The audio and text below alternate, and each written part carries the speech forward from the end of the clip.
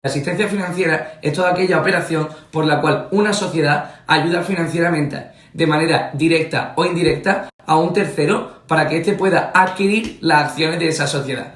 Aquí vemos que hay tres elementos. Por un lado vemos que están las acciones o participaciones de esa sociedad. Vemos que hay un tercero y vemos que existe la operación de financiación por la cual se concede la financiación a esa sociedad. Generalmente hay dos negocios jurídicos. Por un lado tenemos el de financiación entre la sociedad y el tercero y por otro lado el de adquisición de las acciones o participaciones. Como norma general, la asistencia financiera está prohibida. Esta prohibición en las sociedades se justifica, en primer lugar, para proteger el patrimonio social. En segundo lugar, hay que considerar la protección de los acreedores. Y por último, se trata de evitar el riesgo de que los administradores tomen el control.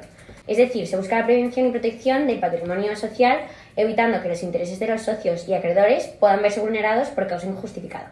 Los objetivos de que se prohíba este tipo de asistencia financiera son los siguientes. En primer lugar, proteger a los acreedores evitando un sobreendeudamiento de la compañía.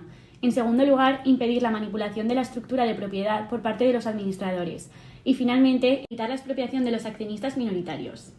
La asistencia financiera está regulada de forma distinta tanto en las SA como en las SL. En las SL, la prestación de garantías se regula en el primer apartado del artículo 143 de la Ley de Sociedades de Capital. Establece que una SL no puede aceptar en prenda u otra forma de garantía sus propias participaciones, ni las participaciones creadas ni las participaciones emitidas por sociedad del grupo al que pertenezca. En cambio, en una SA, la sociedad anónima solo podrá aceptar en prenda o en otra forma de garantía sus propias acciones, o las acciones creadas o las acciones emitidas por la sociedad dominante, dentro de los límites y con los mismos requisitos aplicables a la adquisición de las mismas, es decir, los mismos que los de la autocartera.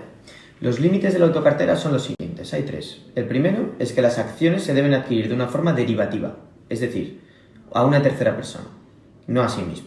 La segunda, en las SA, el valor nominal de todas las acciones que posea nunca podrá ser superior al 20% del capital social. En el caso de que la sociedad cotice, este límite se reduce a un 10%. Además, cuando una sociedad posee una autocartera, las acciones que se componen deben de estar anejadas a los 3 años desde la fecha de adquisición. La adquisición de las acciones que componen la autocartera puede ser libre o condicionada. La prohibición en la SL es absoluta y está regulada en el artículo 143.2. La SL no podrá anticipar fondos, conceder créditos o préstamos, prestar garantía ni facilitar asistencia financiera para la adquisición de sus propias participaciones o de las participaciones creadas. Aún así, existe una excepción regulada en el artículo 162, que establece que, si se llega a un acuerdo en Junta General para un caso en particular, se podrá facilitar la asistencia financiera a sus socios y administradores. Dicho acuerdo de la Junta General no será necesario cuando la asistencia financiera se haga en favor de otra sociedad perteneciente al mismo grupo. La prohibición de asistencia financiera se regula de forma distinta para las SA. En este caso, se regula en el artículo 150.1 de la Ley de Sociedades de Capital, en el que se indica que en cualquier caso, la normativa prohíbe a la sociedad el anticipo de fondos, la concesión de préstamos, la prestación de garantías y la concesión de cualquier tipo de asistencia financiera dirigida a permitir la adquisición por un tercero de sus propias acciones o de acciones o participaciones de la sociedad dominante. Existen dos excepciones que están reguladas en el artículo 150.2 y punto 3. La primera excepción son los negocios dirigidos a facilitar al personal de la empresa la adquisición de sus acciones, mientras que la segunda excepción son las operaciones efectuadas por bancos u otras entidades de crédito en el ámbito de su objeto social, siempre que éstas sufraguen con bienes libres, se sufraguen con los bienes libres de la sociedad.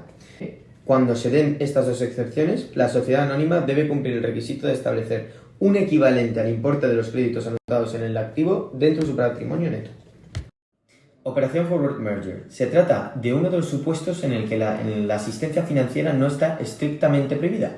Esto se debe a que el Forward Merger, o el LBO, como se le suele llamar, se trata de una operación en que la sociedad existente o creada, el NewCo, se endeuda para adquirir otra, en este caso el Target, de tal forma que el NewCo recibe un préstamo de terceros para poder comprar las acciones del Target.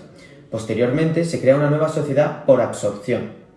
En este tipo de operaciones, gran parte de la doctrina dice que no existe verdadera asistencia financiera, basándose en el artículo 35 de la Ley de Modificaciones Estructurales. Además, el NewCo adquiere y paga las acciones de la sociedad Target a través de financiación propia y de préstamo obtenido de terceros. Existen dos tipos de sanciones. En primer lugar, la nulidad absoluta, que se encuentra regulada en el artículo 6.3 del Código Civil.